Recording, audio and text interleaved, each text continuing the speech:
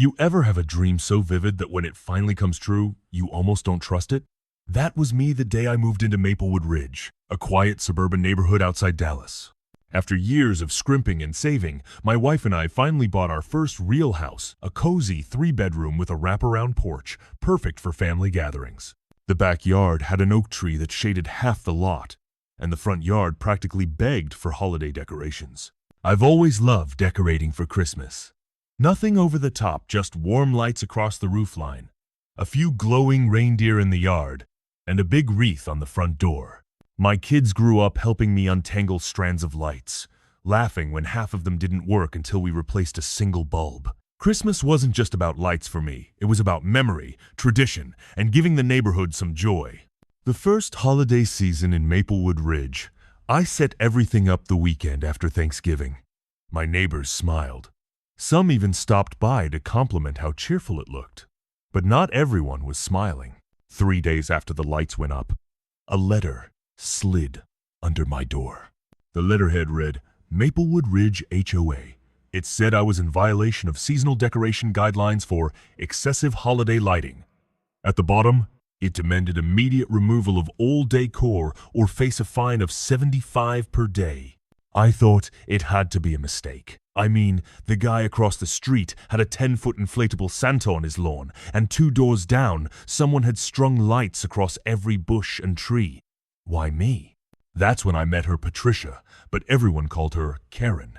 She was the HOA president, a woman in her late 50s with that permanent scowl carved into her face like stone. She marched up my driveway one evening, clipboard in hand, and told me flat out, "Your lights are tacky, and they don't fit the community aesthetic. Take them down, or you'll regret it." I tried to reason with her. I explained that they weren't excessive, that others had more. She just smirked and said, "The rules don't apply equally to everyone. Some of us have earned respect around here. You haven't." That line stuck with me like a thorn. What did she mean by that? Why target me? By the end of December, I'd racked up hundreds in fines. I appealed. But every time the board voted against me because the board was Karen and her 2 best friends. My dream neighborhood was turning into a nightmare. And I had no idea that this was just the beginning. January came, and I thought maybe the worst was over. I paid the fines just to avoid trouble, took down my lights, and tried to keep my head down. But Karen wasn't done. Next came letters about my lawn. She claimed it wasn't trimmed to HOA standards. Then, she cited me for leaving my trash can visible from the street for all of 12 minutes on pickup day. Every week, a new notice, a new fine. It felt like she was stalking my house, waiting for the smallest mistake. My wife was stressed. My kids stopped playing outside, and I started regretting ever moving here. The community Facebook group wasn't any better. Karen posted long rants about new residents who don't respect our values, clearly aimed at me. I tried talking to other neighbors, hoping to find allies. Some shrugged it off. A few whispered that they'd been through the same thing but gave up fighting because you can't win against Karen. Others told me quietly that she'd been HOA president for over a decade and no one had ever dared run against her. She controlled the budget, the fines, even which vendors got paid for neighborhood projects. It became clear she wasn't just a stickler for rules. She was running Maplewood Ridge like her personal kingdom. The breaking point came in March.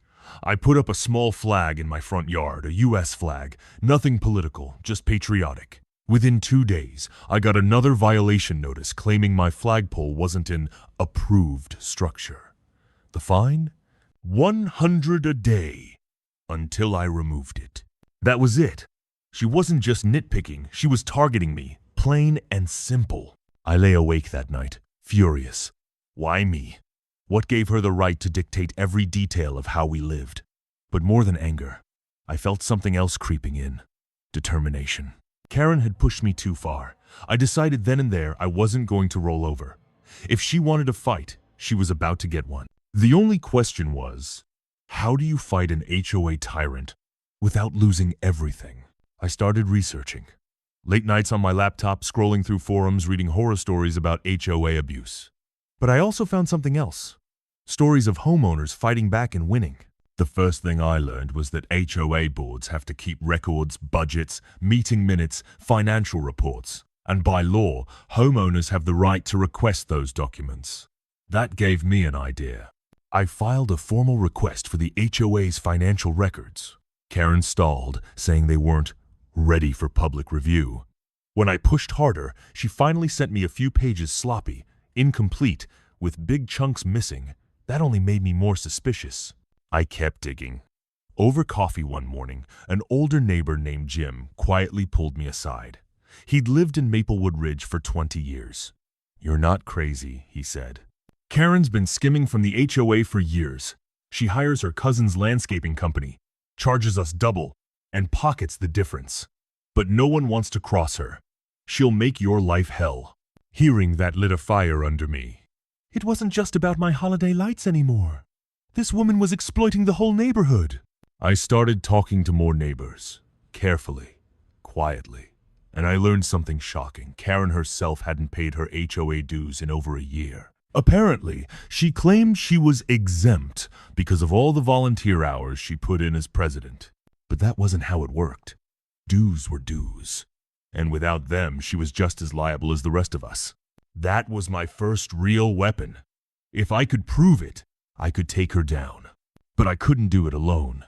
So I made a decision that would change everything. I was going to run against her in the next election. It sounded insane. Me, the newcomer, going up against the self-proclaimed queen of Maplewood Ridge. But the more I thought about it, the more I realized it was the only way to stop her. And if I pulled it off, Karen's little kingdom would come crashing down. Running for HOA president wasn't exactly something I'd ever imagined for myself, but once the idea lodged in my brain, I couldn't shake it. The first step was getting signatures from neighbors to nominate myself. At first, people were hesitant. "Karen will find out," they whispered. "She'll come after us." But slowly, as I explained what I discovered, that she hadn't paid her dues, that she might be misusing funds, people began to listen. I wasn't the only one fed up. Families were tired of the endless fines. Seniors on fixed incomes were struggling to keep up with maintenance fees that mysteriously went up every year. Parents were frustrated that playground repairs never got done, even though the HOA budget supposedly covered it. Word spread. By April, I had enough support to officially run. Karen found out, of course, and the retaliation hit hard. Suddenly, I was flooded with violation notices. My grass was too long. Even though I'd just mowed, my driveway had a stain, which was literally water from washing the car. And even my kids' bikes left near the garage were unsightly clutter. It was exhausting. My wife begged me to quit, to let it go before it ruined our peace completely. But every time I thought about giving up, I remembered that smug look on Karen's face when she told me the rules didn't apply equally. The night of the HOA election, the community center was packed. I stood up front, palms sweating, while Karen gave her usual speech about preserving community standards. Then it was my turn. I told the truth. I laid out how she'd harassed me, how she fined families into submission, how she failed to maintain transparency with our money. Then, I dropped the bombshell. Karen hasn't paid her own HOA dues in over a year. Gasps rippled through the room. Karen turned beet red and started shouting about slander. But I held up copies of the HOA's own records, fuzzy, incomplete, but clear enough to show the missing payments. For the first time, people saw her not as the queen of Maplewood Ridge, but as a hypocrite. When the votes were counted, I didn't win, but Karen lost her majority. Enough people were fed up that 2 new board members were voted in, breaking her stranglehold on the HOA. That's when things really started to unravel. With new board members on my side, we demanded full access to HOA financial records. And what we found was jaw-dropping. Invoices for landscaping would double the market rate, all paid to the same company, her cousins.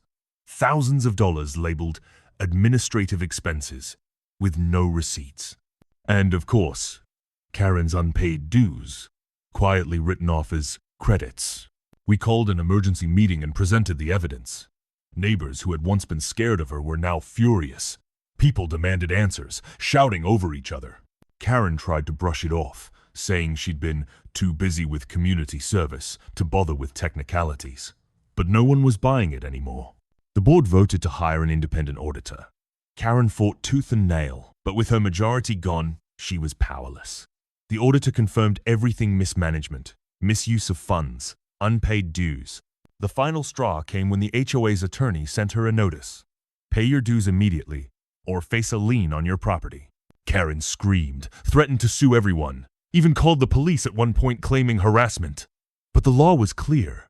She had no special exemption. She owed thousands in back dues and fines, more than enough to put her in serious trouble. Then came the sweetest moment of all. 2 weeks later, her utilities were cut. Not by us, but by the power company itself, because she hadn't paid her bills. All this time, she'd been so busy lording over the neighborhood, she couldn't even keep her own lights on. The irony wasn't lost on anyone. The woman who harassed me over holiday lights was now sitting in the dark. And let me tell you, it felt like justice. When the power outage hit, neighbors noticed right away.